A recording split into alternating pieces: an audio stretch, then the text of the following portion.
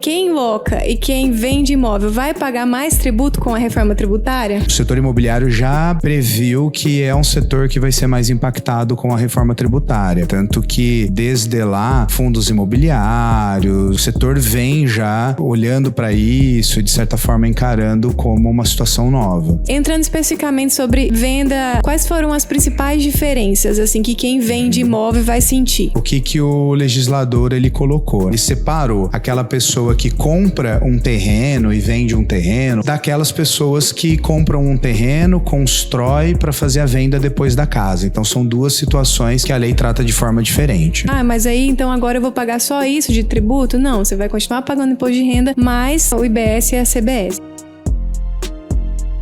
Sejam muito bem-vindos ao MBTcast, um podcast sobre direito, negócio e advocacia.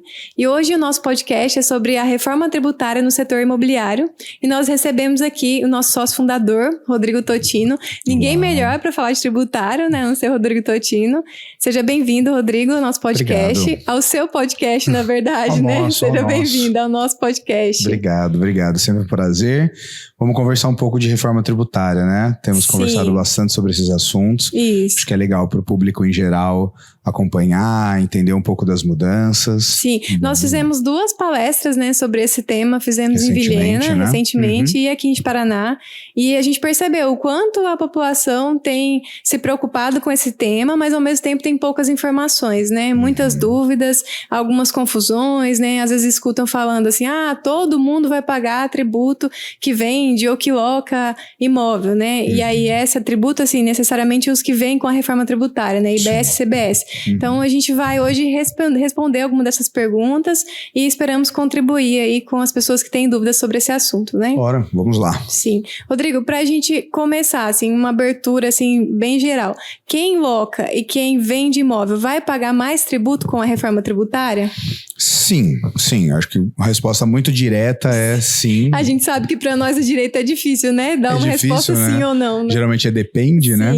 Mas é um setor que hoje ele não é tributado, né? Assim, ele é tributado pela renda, né? Então, o que você tem de renda quando você vende um imóvel, você tem o ganho de capital, né? Que você paga sobre essa venda, mas é o imposto sobre a renda.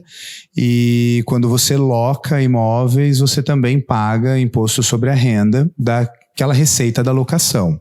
Então, sob o ponto de vista de renda, já é uma operação tributada, né? Tanto a locação quanto a compra e venda, isso não muda. Isso é importante, né? As pessoas entenderem, né? Que nós temos diferentes tributos que às vezes incidem sobre uma operação específica, sobre uma situação específica, né? E, então, sobre a renda, isso nada muda, todo mundo já está acostumado, a regra é a mesma, né?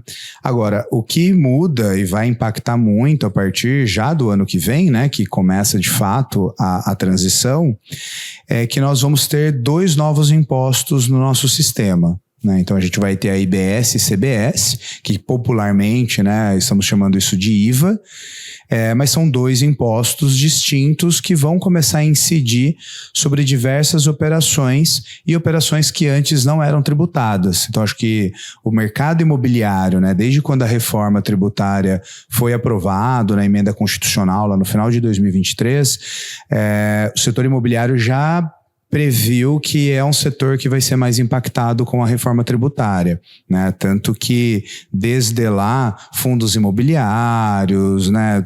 O setor vem já olhando para isso e, de certa forma, encarando como uma situação nova. Se preocupando mais, né? Se estruturando para isso.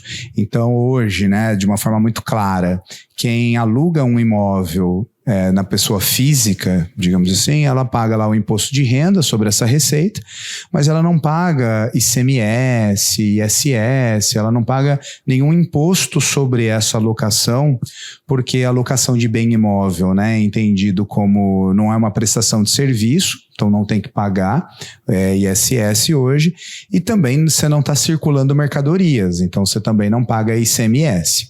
O que muda agora na locação especificamente, e também, né, na venda, quando você vende um imóvel, você também não está prestando um serviço ou também não está circulando uma mercadoria do ponto de vista jurídico, então você na venda você também não paga ali ICMS ou ISS sobre essa operação.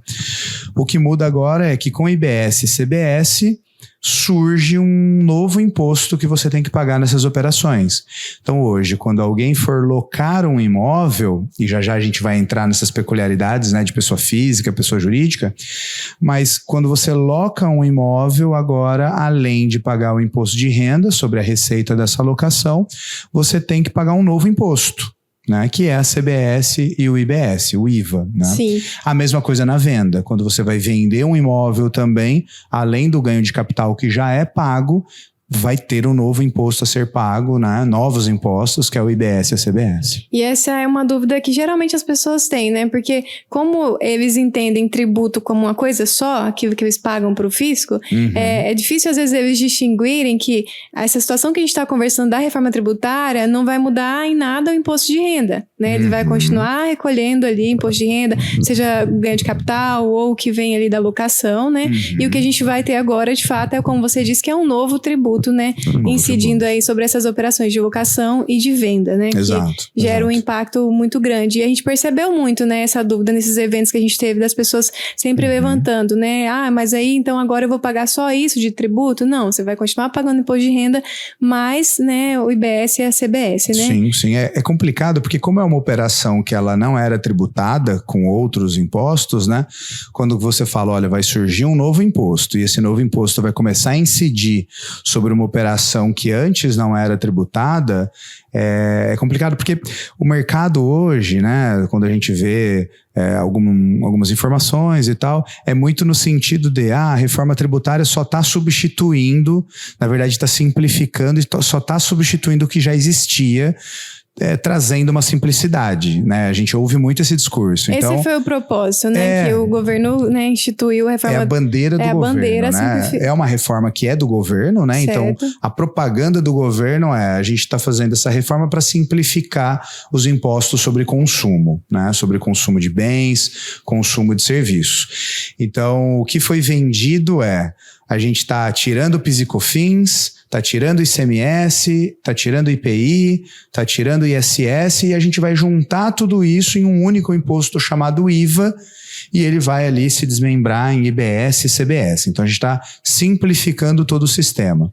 Só que o que não ficou tão claro, né, e é isso que a gente está esclarecendo muito para o público em geral, né, trazendo essa consciência e essa educação, é no sentido que de certa forma tem uma simplificação, porque você está ali, de certa forma, tirando 5 tributos, né, 5 impostos e trazendo 2.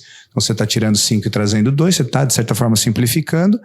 Mas, além dessa simplificação, você está tributando diversas operações que antes não eram alcançadas por essas 5 cobranças, por esses 5 impostos.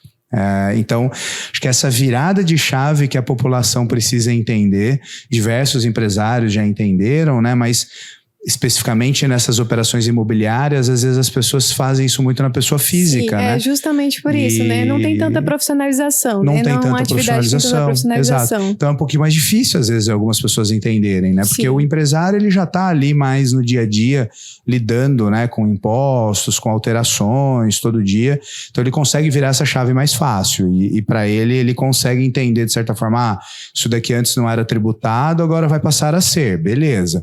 Agora, a população em geral, às vezes, que loca na pessoa física, ela não consegue entender isso. Fala, poxa, mas só não estão substituindo coisas que já existiam? Como assim agora vai começar uma cobrança de algo que antes não tinha um tributo, né? Então é exatamente isso, é uma operação que não era tributada antes, que vai passar a ser tributada. É isso mesmo, a gente está aumentando a abrangência do tributo, né? E aí nesse ponto, Rodrigo, eu acho que uma explicação interessante que você sempre traz é essas diferenças, assim, do que é imposto de renda, da renda, o que é imposto do consumo de bens e serviços, o que é imposto que incide sobre o patrimônio. Acho que se você fizer essa contextualização, acho que fica mais fácil para as pessoas conseguirem compreender o que é a reforma tributária em si. Sim, até, né? Sim. Quando a gente fala em tributação, em carga tributária, a gente tem que entender que o tributo, né, os impostos, eles incidem sobre diversas coisas no dia a dia nosso, né? A gente sempre na faculdade fala isso, né? Tributo é gênero da onde a gente tem várias espécies, né? Impostos, taxas, contribuições e por aí vai. Mas uma coisa que precisa ficar muito claro é, o imposto, ele é sempre um ato de exteriorização de riqueza. O que seria essa exteriorização de riqueza, né? Se eu tenho renda, eu vou ter algum tipo de imposto que eu vou pagar sobre esse meu ato de ter renda, né? De ganhar algum dinheiro, eu tenho que pagar por isso. Mas eu tenho outras formas de exteriorizar riqueza. Se eu tenho patrimônio, eu também estou exteriorizando riqueza, né? Então, se eu tenho coisas, tenho carro, tenho moto, tenho lancha, tenho apartamentos, tenho terreno, eu estou exteriorizando riqueza. Então, sobre o patrimônio, eu também tenho impostos que incidem sobre o patrimônio, né? E uma outra forma de exteriorizar riqueza é eu comprar coisas. Né? Se eu estou comprando coisas, estou comprando roupa, estou comprando iPhone, estou comprando comida.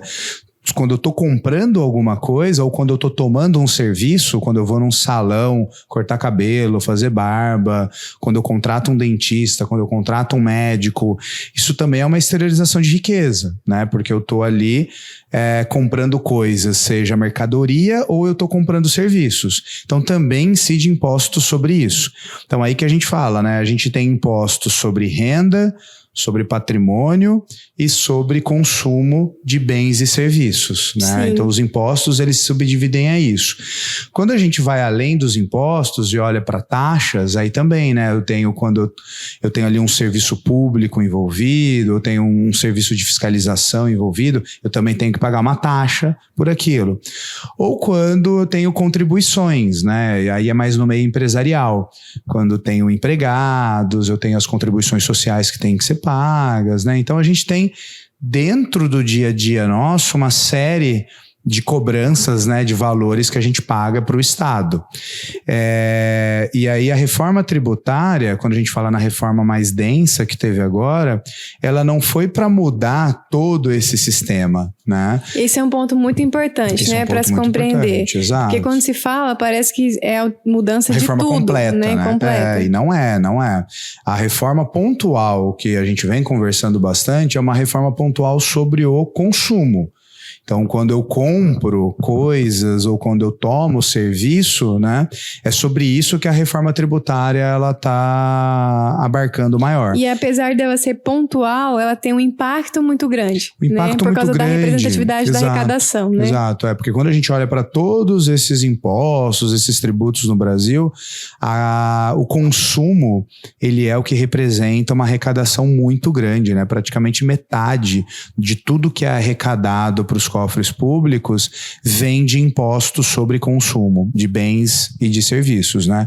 Então aí a gente está falando de PIS e COFINS, de ICMS, de ISS, de IPI. Então, uma reforma sobre o consumo, que é o que aconteceu, ela impacta muito, porque ela impacta praticamente metade da arrecadação, de toda a arrecadação dos entes federativos. É um impacto muito grande, de fato. E aí, só para pontuar, essa é uma diferença interessante, né, da forma como o Brasil tributa de, por exemplo, Estados Unidos, né, que é algo que as pessoas sempre têm essa curiosidade, né, porque a nossa tributação sobre o consumo, ela é muito alta, né, diferente nos Estados Unidos, que a tributação é mais alta na renda, né, no patrimônio, né, no que a pessoa tem, de fato, não daquilo que ela compra, né? Exato. No Brasil, quando a gente olha, pensando assim num gráfico em pizza, né, para pensar na partezinha da pizza, o Brasil, a gente centra muito a tributação no consumo. Né? Por isso que quando a gente vai comprar qualquer coisa, né, tem uma carga tributária muito grande ali. Diferente, por exemplo, o grande exemplo que a gente faz, né, com os Estados Unidos é porque nos Estados Unidos você tributa menos o consumo. Então a carga tributária sobre o consumo lá, em média, fica na casa dos 10%, né? Isso varia um pouco de estado para estado, mas em média fica ali na casa dos 10%. Quando a gente olha no Brasil, a média já vai lá para 30%, né, que é o que a gente está conversando agora, que possivelmente vai ser a alíquota.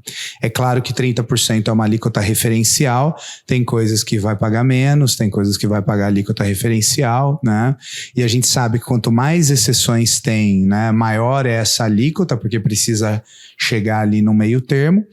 Mas esse é um discurso muito complicado, porque ele entra num discurso político também, né?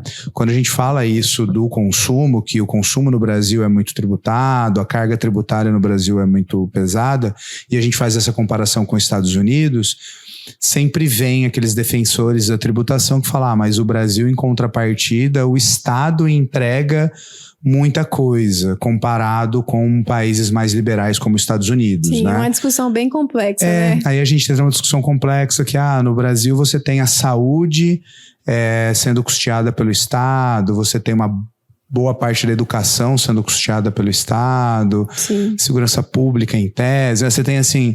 Uma complexidade, não é um assunto que político, você se resolve numa simples afirmação, né?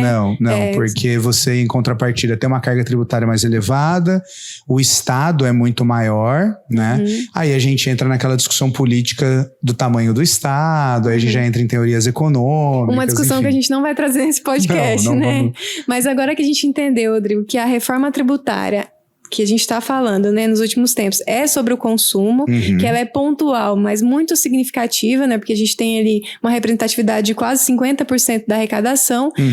A gente pode passar agora especificamente para a parte de venda e locação, né, quando a gente fala no setor imobiliário, né, o setor imobiliário ele recebeu um tratamento específico, né, com a reforma tributária, pelas características próprias do sistema, né, que não daria para se incluir na tributação normal, né, dos outros bens e serviços. Correto.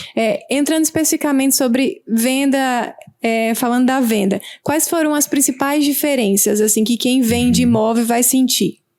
Certo. Bom, primeira grande diferença é que ela vai começar a pagar IBS e CBS, e antes não pagava, né? Uma coisa que precisa ficar muito claro, assim, né, para quem está nos ouvindo, é que, como regra geral, a legislação ela olha para a habitualidade dessas operações e ela conceitua, de certa forma, o que é essa habitualidade, né? O que é habitualidade? É olhar a pessoa que realmente faz isso frequentemente, né? Então, Rodrigo, significa que se uma vez na vida, outra na morte, eu fizer uma venda de um imóvel, construir algum imóvel para vender, eu vou ter que pagar esse imposto? Não necessariamente. Se você fizer isso na pessoa física, existem algumas regras de habitualidade. Isso já é um ponto muito relevante, porque às vezes a gente escuta falar assim, todas as pessoas que têm imóvel vai pagar, vão ser afetadas pela reforma tributária. E essa não é uma verdade. Não é uma verdade, não são todas. A lei, ela vem esclarecendo e trazendo alguns nortes para isso, né? Então, assim, quem faz isso por meio da pessoa jurídica vai pagar o IBS e a CBS, ponto final, né? Não tem escolha, vai ser contribuinte de IBS e CBS. Então, se eu faço construção por uma pessoa jurídica e vendo esse imóvel, ou se eu compro imóvel pronto, faço ali uma reforma e vendo esse imóvel, tudo isso por meio de pessoa jurídica. Eu vou começar a pagar, além do imposto de renda, além da CSLL, né? Já se pagava PIS e COFINS disso, vai substituir pelo CBS, mas não se pagava ISS, né? Por exemplo, na pessoa jurídica sobre venda de imóvel, não se pagava ICMS e tal. Você agora vai começar a pagar o IBS e a CBS, né? Sobre essas operações. Então, na pessoa jurídica é um novo imposto e ok. Agora, na pessoa física, a gente tem que olhar essa habitualidade. Então, quem faz compra e venda de casas na pessoa física, o que o legislador ele colocou, né? Ele separou aquela pessoa que compra um terreno e vende um terreno, ou compra uma casa pronta, um apartamento pronto e vende um apartamento pronto, e daquelas pessoas que compram um terreno, constrói para fazer a venda depois da casa. Então são duas situações que a lei trata de forma diferente, né? Na primeira situação, a legislação, ela fala, olha, o que é habitualidade?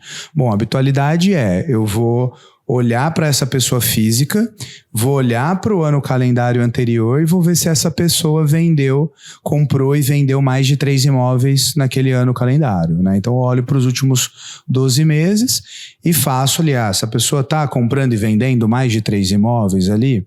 Se ela realizou, né, mais do que 3 vendas, ela vai necessariamente, sem chances, assim, sem faculdade, ela vai ser enquadrada como contribuinte de IBS e CBS. E ela vai ter que pagar IBS e CBS. Então, a habitualidade para a lei é de 3 ou mais imóveis, né? Isso, no caso de compra e venda de imóvel já pronto, digamos assim, sabe? Comprei um apartamento, vou lá, dou uma reformada e vendo, né?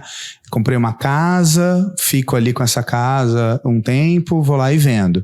Essa questão do tempo também é importante, né? A legislação trouxe uma exceção, que se eu tenho esse imóvel lá na minha propriedade há mais de 5 anos também, esse imóvel não entra nessa conta ali daqueles 3 vendidos no ano calendário anterior. Muito também em razão dessa habitualidade, né? Sim. Então é aquela pessoa física que ela tá realmente ali, de certa forma, no mercado imobiliário, às vezes não fazendo com grande volume, mas ela compra um apartamento e vende um apartamento, compra uma casa e vende uma casa. Faz parte da atividade econômica dela, Faz parte da atividade econômica. Às vezes compra em leilão, né? A gente conhece bastante gente na pessoa física que faz isso. Compra um imóvel, às vezes com uma vantagem ali financeira num leilão, aí vai lá depois e vende esse imóvel, né? E ganha ali um ágio nisso. Então, essas atividades agora, mesmo fazendo na pessoa física, se for feito com essa habitualidade que a gente falou, né, mais de 3 imóveis, ela vai ser enquadrado. Agora, outra questão é na pessoa física, quando ela compra um terreno para construir e fazer essa venda. Nesse caso, a habitualidade é mais severa, né? Nesse caso, é só uma por ano que ela pode fazer, né? Então, aliás, uma por ano não, desculpa, uma a cada 5 anos, né? Que a legislação traz. Então, nesse caso, praticamente a pessoa que faz isso, e a gente conhece muita gente que faz isso na pessoa física, né? Às vezes a pessoa, inclusive às vezes essa questão da habitualidade para construção, ela é interessante porque às vezes na nossa região não é tão incomum que uma pessoa não pratique isso como atividade econômica, mas talvez ela tenha construído uma casa vendido e ela construiu outra e quer vender. Exato. Isso não é atividade econômica, ela fez isso para uso próprio mesmo, né? E ela já vai cair nessa regra, né? De contribuinte já vai cair nessa regra de contribuinte CBS e CBS, vai ter que calcular o imposto para fazer essa alienação, né? E aí, no caso da alienação, é claro, ela vai ter que pagar o imposto de transmissão de bens imóveis, que é o ITBI, para o município. Tem até uma discussão jurídica sobre isso, a gente vai ver os próximos passos, né? Mas há quem esteja defendendo uma bitributação, né, de IBS e CBS com ITBI. A gente já tem visto essas discussões mesmo, né? Provavelmente isso vai bater a porta do judiciário, né, para entender se há ou não essa bitributação. Aí é um tema mais jurídico, mais complexo. Eu até falar assim, Rodrigo, explica o que é bitributação. Não, acho que a gente deixa, isso vai entrar num caminho mais complexo. Sim. Mas assim, é uma tese que provavelmente o judiciário vai enfrentar, mas a princípio vai incidir IBS e CBS nessa construção e venda, né? Sim. E aí a pessoa física que faz isso, né? Às vezes faz uma por ano, também não é a atividade principal da pessoa, né? Mas assim, às vezes a grana que sobra, a pessoa fala, poxa, eu vou fazer isso para ganhar um dinheiro e tal. A pessoa agora precisa colocar na planilha de conta dela esse imposto novo, né? A gente pode dizer, então, que apesar do propósito da reforma tributária ser simplificar, quando se trata de atividade imobiliária, piorou, não simplificou. Principalmente na pessoa física, né? Se a pessoa física tiver trouxe mais complexidade. Com essa habitualidade, trouxe mais complexidade, né? Vai ter que profissionalizar. Exato. A mensagem que a gente tenta passar é: quem faz isso por meio da pessoa física precisa fazer conta, precisa entender se é um ramo realmente que a pessoa vai querer explorar, e se sim, for um ramo que a pessoa vai querer explorar, ela precisa aí se profissionalizar. Tá bem assessorada com contador, com advogado, para ela conseguir entender essa matemática por trás, né, do IBS e da CBS, e claro, entender a margem dela do negócio, colocar isso na conta e ver se tem viabilidade econômica ou não. A gente está falando de um impacto direto financeiro, né? Então, claro. Às vezes isso pode comer, por exemplo, a margem de lucro da pessoa, né? Exato, assim, a parte tributária. Exato. E ela realmente, às vezes não está tratando aquela situação com o cuidado, a profissionalização que precisaria. Sim. E pode se surpreender lá na frente, Sim. né? E como é um imposto sobre consumo, de certa forma, o imposto sobre consumo ele é um imposto indireto, né? A tendência é ser repassada no preço da coisa. Então, assim, quem fizer conta, com certeza vai manter a margem e vai repassar isso no preço da venda.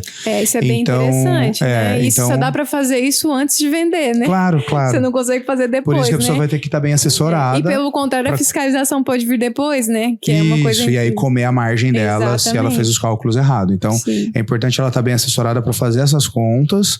E aí a gente vai ver muito como o mercado vai reagir, né? Se realmente vai ter um aumento global do mercado imobiliário, porque a gente sabe que o mercado imobiliário já vem sofrendo há alguns anos, né? A economia tá travada, os lançamentos diminuíram muito, tá pouco aquecido o mercado imobiliário. Então, é uma preocupação, né? Porque é um mercado que já não está mais tão aquecido como nos anos anteriores. Eu acho que se a gente olhar ali os indicadores financeiros, já há 2, 3 anos o mercado está andando um pouco de lado. Então é um mercado que já está desaquecido. Aí vem uma reforma que vai impactar esse mercado que já está desaquecido. Então realmente é preocupante a gente entender como que isso vai impactar o mercado, né? Porque se os preços subirem, é um mercado que já está desaquecido. Então a gente tem que ficar de olho. É um mercado que tem que ficar de olho. Sim, eu sei que é um assunto que tem muitas particularidades, tem uma complexidade, né? E também é a minha área, então o meu papel aqui, eu tô tentando simplificar, né? Também é um desafio para mim, né? Fazer perguntas mais fáceis, né? No sentido assim, mais abrangentes, né? Não tão específicas, né? E aí falando ainda sobre a venda, assim, em relação a esses valores, né? As pessoas perguntam muito, mas quanto que a gente vai pagar? Quanto vai ser esse tributo? E aí eu gostaria que você explicasse isso de forma simples, se for possível. Explicar de forma simples é difícil. Esse é um ponto complicado, viu, gente? Porque a questão de simplificar aqui não funciona no cálculo do mercado imobiliário. Porque na questão da venda, gente, saber quanto vai pagar é bem complexo. Por quê? Vou tentar simplificar sem ser simplista, né? Esse imposto sobre a venda, a gente tem que fazer o cálculo olhando para o valor da operação, né? Porque é a base de cálculo. Então, sempre quando a gente vai calcular um imposto, como que funciona esse cálculo? Eu tenho que entender o que é a base de cálculo, que é essa grandeza econômica sobre o qual vai incidir a alíquota, né? A alíquota é o percentual. Então, para eu chegar no quanto eu tenho que pagar de imposto, eu tenho que saber a base de cálculo, eu tenho que saber a alíquota, aí eu vou multiplicar a alíquota pela base de cálculo e eu vou chegar no valor do quanto a pagar de tributo, né? Aí você fala, Rodrigo, é tranquilo, é só então eu pegar o valor, pegar a alíquota, multiplicar e eu vou chegar no quanto. Tá, é legal se a gente souber o quanto é a alíquota e o quanto é a base de cálculo. No caso das operações imobiliárias, ficou muito complexo, por quê? Para eu saber o valor da base de cálculo, eu tenho uma série de regras. Então, assim, no mercado, na questão da alienação, por exemplo, o que é o valor da operação? Em regra, o valor da operação é o valor da venda daquele imóvel descontado um critério lá de ajuste que a legislação trouxe. Vou falar assim para ficar mais fácil. É mais fácil falar assim, até porque a gente usa até calculadora, né, para fazer isso. Não vou falar o nome técnico, mas assim, é tipo um ajuste para chegar nesse valor da operação. O que é esse ajuste? Eu vou ter que pegar o quanto que valia esse imóvel lá no patrimônio do contribuinte. Então eu vou ter que olhar para a contabilidade do contribuinte, eu vou falar quanto que era esse imóvel lá dentro da contabilidade desse contribuinte. Aí tem, claro, as regrinhas de atualização disso até o final de 2026 e tal, mas assim, sendo muito objetivo, eu tenho que pegar o quanto valia esse imóvel dentro da contabilidade do contribuinte, quanto que ele vendeu esse imóvel, subtrair e chegar no valor da operação. Muito parecido com o que é no ganho de capital, né? No ganho de capital a regrinha também é essa, né? Eu olho lá o valor histórico, né? O valor contábil lá do contribuinte, pego o valor que ele de fato está vendendo aquilo, né? Chego nessa diferença, subtraio um pelo outro, e aí eu vou chegar no valor da base de cálculo para o ganho de capital. No caso agora da IBS e da CBS, a ideia é a mesma. É mais ou menos a mesma. É mais ou menos a mesma, né? Então eu pego lá esse valor histórico, subtraio pelo valor, vou chegar nesse valor da operação. Só que aí a gente tem mais algumas questões, né? Porque aí a gente tem um outro ajuste que é um ajuste social, né? Então, se eu estou vendendo um imóvel e esse imóvel é para residência, aí a legislação ela traz mais um benefício, salvo engano, de 100 mil reais. 100 mil reais né? para imóvel então e 30 mil para terreno. 30 mil para terreno e 100 mil para imóvel. Então, ela dá mais um benefício ainda. Então, vamos pegar exemplo prático aqui para chegar nessa base de cálculo. Eu tenho um imóvel lá que na minha contabilidade histórica ele está por 500 mil reais. Eu vou vender ele por 800 mil reais, né? Então, eu tenho aí uma diferença de 300 mil. Essa diferença do 300 mil é o valor, digamos, da operação, né? Porque a gente chega ali na base de cálculo. Só que aí a lei, ela traz mais um incentivo. Se eu estou vendendo esse imóvel de 800 mil e é um apartamento, por exemplo, né? E vai ser para residência, portanto, eu tenho mais eu vou abater ainda 100 mil reais nesses 300. Então, a base de cálculo, nesse exemplo que eu estou dando, vai vir para 200 mil reais. E aí né? já dá para perceber que não é simplesmente olhar para o valor da operação e falar, é sobre isso que eu vou aplicar o percentual. Exato. Senão você vai perder dinheiro, né? Exatamente. Para eu chegar exatamente na base de cálculo, eu tenho uma série de situações que eu tenho que olhar. Aí eu reforço que é necessário realmente contadores que estão atentos a isso, advogados que estão atentos a isso para orientar bem. E aí, quando eu olho para essa base de cálculo, nesse exemplo nosso é 200 mil, né? Beleza, a gente chegou ali na base de cálculo. Só que ainda a gente tem que achar a alíquota daí para eu multiplicar um pelo outro e conseguir chegar no valor do tributo.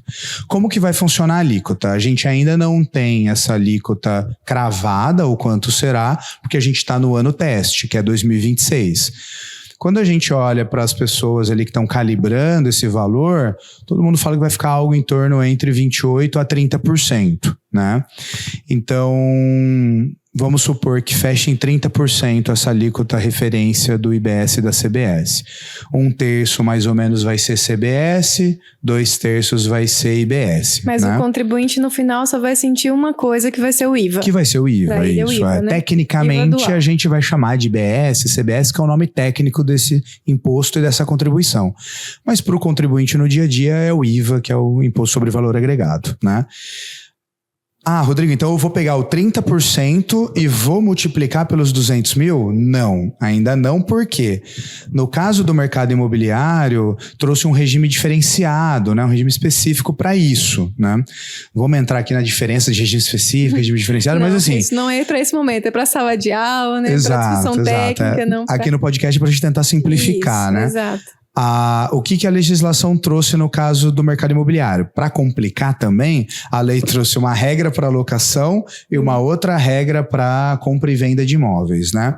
Na regra de compra e venda de bem imóveis, se a minha memória não está falhando, ele vai ter uma redução dessa alíquota de 30% na base de 30%, é isso? 50%. 50%.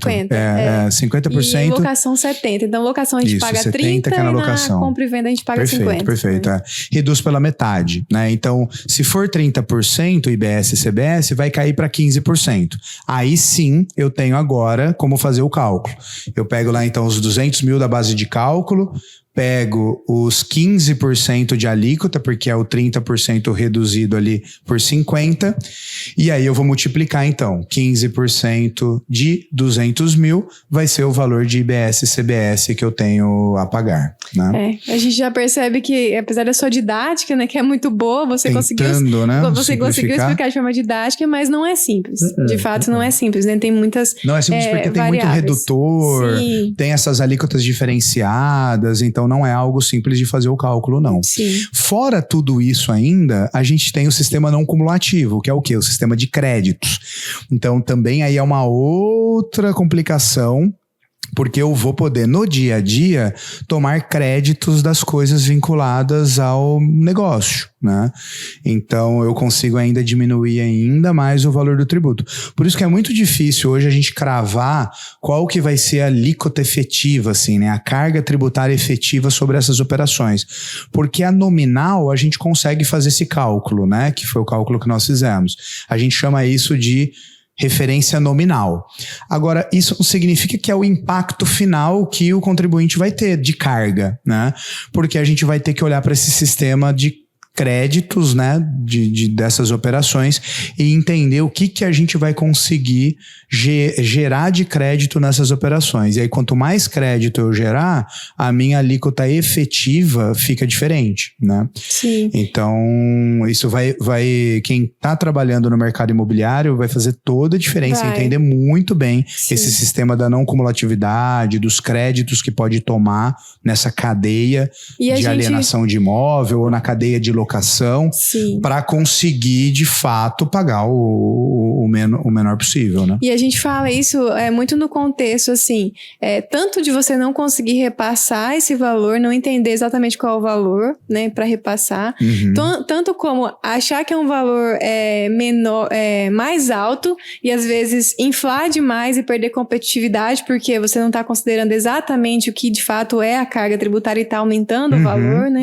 Então, realmente é um impacto grande e não tem como não conhecer de fato aquilo que você tem que pagar, né? E no curto prazo, a gente fazendo alguns cálculos até, né? A gente viu que no curto prazo, para a pessoa jurídica, vai ser até bom, né? E esse é um ponto relevante, né? Porque com a reforma tributária, né, principalmente no setor imobiliário, começou-se a falar muito sobre as holdings patrimoniais, né? Algumas pessoas defendendo, né, falando, agora vai fazer mais sentido ainda. Outras falando, não vai fazer sentido mais holding patrimonial. Qual que é a sua visão sobre isso? A minha visão é, claro, o holding depende muito, né, do perfil de patrimônio de cada um. Eu acho que é muito raso um discurso de que holding é para todo mundo e bora fazer e vai ser melhor, né? Como também é muito errado um discurso para falar acabou-se a holding agora, não vai ser mais utilizado e tal. Eu acho que todo discurso, assim, muito cravado, falo, tudo depende do perfil de cada um. Eu, particularmente, entendo que dependendo do perfil realmente da pessoa, né, do grupo ali familiar, compensa muito ainda a holding, né? Seja pelo fato da questão imobiliária, né? A gente vê que na pessoa jurídica vai ser melhor, dependendo das situações que você está na pessoa jurídica, né? Tudo depende de cálculos, da realidade da pessoa, por isso não tem como cravar, né? Claro. Mas a gente sabe que tem situações que de fato vai ser muito benéfico, né? Sim, vai ser mais benéfico.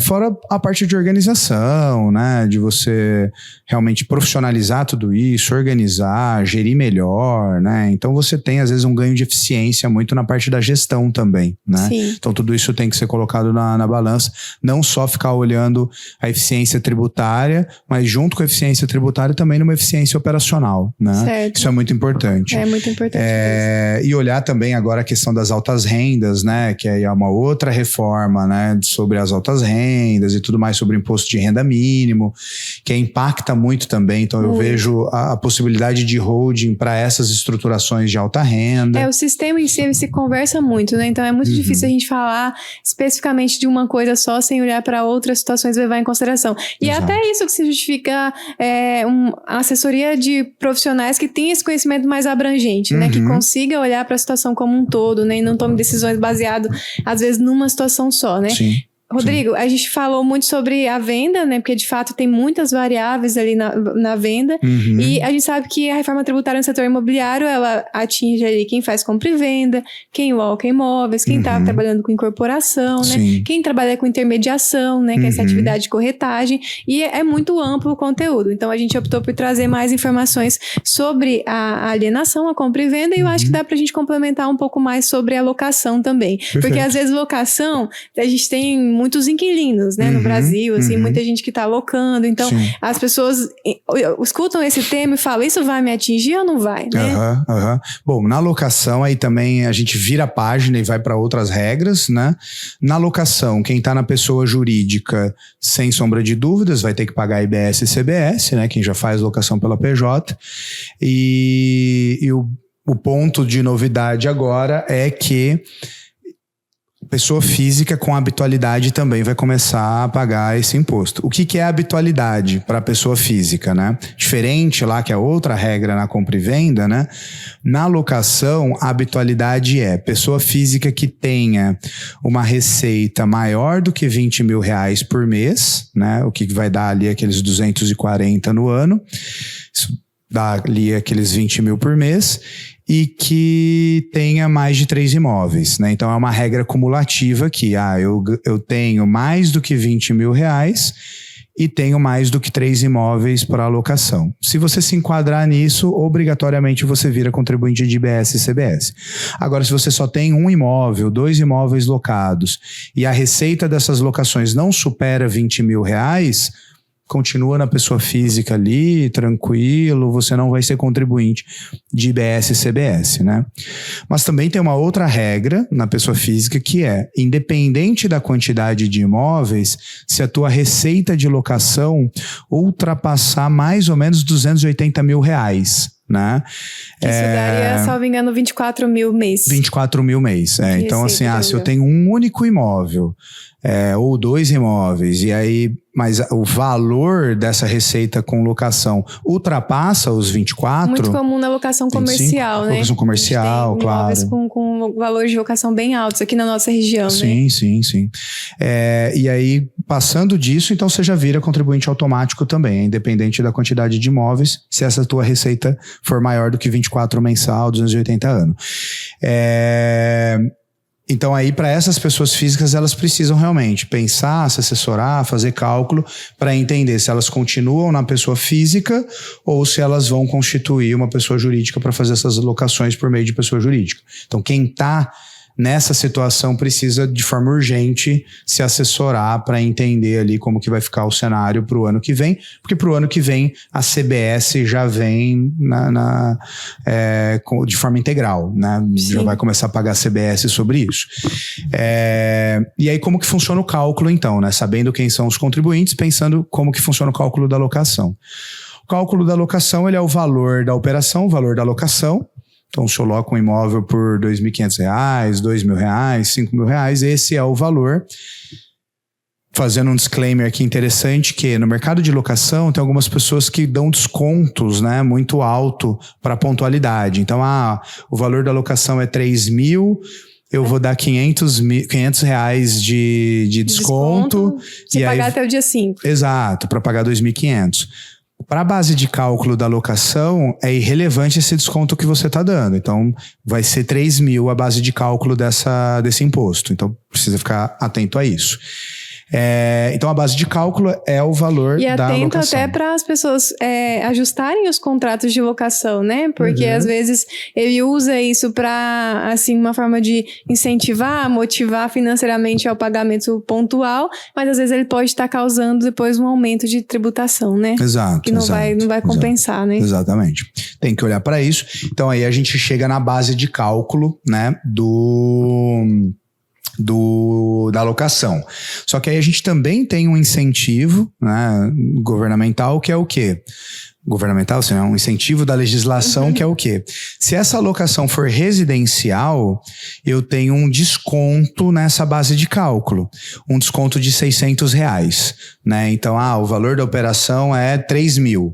É para alocação residencial, então pega esses 2.000, subtrai os 600 e vou chegar lá nos 2.400, que aí sim vai ser o valor dessa operação. Então eu tenho esse redutor, digamos assim, para eu chegar na base de cálculo. Tá? Interessante que para essas locações mais populares, né, de imóveis com custo maior, então a gente pode às vezes ver uma situação em que se a pessoa tiver até R$600 em valor de aluguel, ela não vai pagar nada. Exato, porque se o valor da operação for R$600, você tira 600, a base é zero, né? E até é interessante que para o empreendedor conhecer essas informações, às vezes até a escolha, né, de onde que ele vai empreender, o que ele vai fazer, se às vezes faz mais sentido ao invés qual modelo de negócio qual modelo de negócio, ao invés de ir para um caminho de locação residencial com valor maior ou comercial, se ele tem a opção talvez ir para uma locação mais popular, né, em termos de margem de eficiência fiscal, né? Sim. Obviamente que não é só esse ponto que ele vai analisar, mas é um dos pontos. Né, aí muda todo o modelo de negócio. Muda tudo, né? Eu acho muito pelo futuro, né? Pensando para quem vai, né? Para esse setor. Sim. E aí, então, você chega na base de cálculo. Aí, na alíquota, é aquilo que a gente já conversou, né? Na alíquota, eu tenho lá o 30%, vamos supor que seja essa a alíquota referencial. Aí, na locação, sim, você tem essa redução de 70%. Então, aí você reduz 70% dos 30% e você vai chegar lá na alíquota efetiva, vai dar ali algo em torno de 8 ponto alguma coisa, essa alíquota. Então aí você pega esse 8 ponto alguma coisa, ou 10, enfim, multiplica pela tua operação. No caso do nosso exemplo deu 2.400, né? Isso. E aí você chega no valor de IBS e CBS a pagar, mas lembrando novamente que você tem essas questões do sistema não cumulativo. Então, dependendo ali do que tiver nessa cadeia de locação, que você consiga tomar créditos, né, de IBS e CBS, você vai deduzir isso do que você tem a pagar, né? Então, eu tenho uma imobiliária aqui que cobra taxa de administração desse imóvel de locação. Eu vou poder, desde que, óbvio, tenha documentos fiscais e tudo mais dessa operação, a imobiliária pague esse imposto, né, dessa operação específica de administração. Isso é um tipo de exemplo, né, um exemplo que eu posso tomar de crédito para bater no que eu vou pagar de IBS e CBS. Então, vejam. Resumindo, né, gente, é muito complexo a gente calcular o quanto eu vou pagar de imposto, né? Não é um imposto simplesinho de calcular, não. Não. O que mostra isso pra gente? Que o setor imobiliário, quem faz isso de forma informal, digamos, menos profissionalizada, vai ter que se profissionalizar. Acho que a mensagem central é essa, né? Já partindo para um encerramento, para uma conclusão. Quem faz isso de forma profissional, legal. Eu acho que provavelmente quem tem empresas, quem está no mercado imobiliário empreendendo, já constrói e vende, já loca, muito provavelmente já está bem assessorado com contadores, já está bem assessorado com equipe jurídica, né? Se não tiver, precisa estar, né? Mas quem já faz isso de forma profissional, legal, vai absorver essa mudança de forma mais fácil, né? E claro, vai muito provavelmente repassar isso no preço, já vai se antecipar essa onda da reforma. Agora, acho que a mensagem é, quem ainda faz isso de forma informal, seja na pessoa física ou mesmo por meio da pessoa jurídica, só que não está tão formalizado assim, né, tão profissional, a mensagem é, precisa formalizar, precisa se assessorar bem, precisa profissionalizar. Isso é para agora, isso é para buscar entender agora. Sim, sim. É importante fazer isso já, porque as pessoas às vezes falam, não, Rodrigo, mas é só 2033 que a reforma vai estar plena. Beleza, 2033 é quando ela vai estar plena, mas 26 é o ano teste das alíquotas, 27 a CBS já começa a valer na integralidade. Então você já vai ter uma parte do IVA, digamos assim, sendo cobrado em 27. 27 está aí, ano que vem. Ano que vem. Né? Então você já precisa agora começar essa estruturação para adaptar ao teu cenário. 27 CBS, 28 continua CBS normal, 29 a gente já começa o IBS a ter uma alíquota pequenininha. E aí ele vai aumentando, 29, 30, 31, 32, de modo que 33 a gente já vai ter o sistema todo de forma plena. Mas às vezes o brasileiro ele espera a água bater, né, aqui no pescoço para começar a agir. Acho que a mensagem é, a reforma tributária já é um tema de ontem, assim, sabe? Não é mais um tema pra gente ficar, vai funcionar, não vai funcionar, está no ano político, né? Muitos clientes falam, mas dependendo do que acontecer politicamente, a reforma pode travar, né? E ficar tudo como está. Eu sempre falo, gente, não, a reforma tributária já teve as suas duas principais leis complementares aprovadas, sancionadas, a Constituição já mudou há um bom tempo. É claro que no tocante à alíquota ainda algumas coisas podem ser conversadas, mas o sistema está todo aprovado, já é funcional e não tem mais disso de não vai funcionar, vai voltar para trás. Eu não acredito nisso. Cabe a nós nos adaptarmos, né? A realidade ela já mudou, então cabe a nós nos adaptarmos, deixarmos essas orientações realmente para aquelas pessoas que estão no setor imobiliário, para que busquem as informações, para que de fato se assessorem, para que entendam que não é uma simples mudança legislativa, que é uma mudança de fato estrutural quando a gente fala de consumo de bens e serviços, né? Sim. E essa é realmente a mensagem que a gente quer deixar, né? A gente está à disposição para tirar dúvidas. Quem quiser tirar dúvidas sobre esse assunto pode entrar em contato com a gente. E eu acho que foi muito válido, Rodrigo. Eu acho que assim, por mais que o tema seja complexo, e a gente sabe disso, né? A gente pegou um assunto dentro da reforma tributária do consumo, né? A gente sabe que tudo isso é muito abrangente, né? E o tempo, né? Eu falei assim, a hora que a gente sentou, eu falei, não, eu acho que 30 minutos a gente consegue explicar tudo, só que aí a gente começa a falar e desdobrar, acho que já tá quase 50 minutos. 50 minutos já, então... E isso que a gente foi resumindo muita coisa, muita né? coisa. Porque se fosse para falar tudo que a gente realmente discute no dia a dia, é muito mais informação, mas a nossa intenção, de fato, é simplificar para quem está acompanhando a gente, para que possa levar conhecimento, realmente, né? A gente sabe que a gente tem esse papel educacional também na sociedade, né? De levar o conhecimento, aquilo que a gente faz no dia a dia, né? Então, queria te agradecer, Rodrigo. Eu que agradeço. É meu primeiro podcast, né? Como host oficial, né? No outro podcast da sua história eu participei junto com o André. E realmente foi um prazer. Invertemos os papéis um pouco, né? Verdade.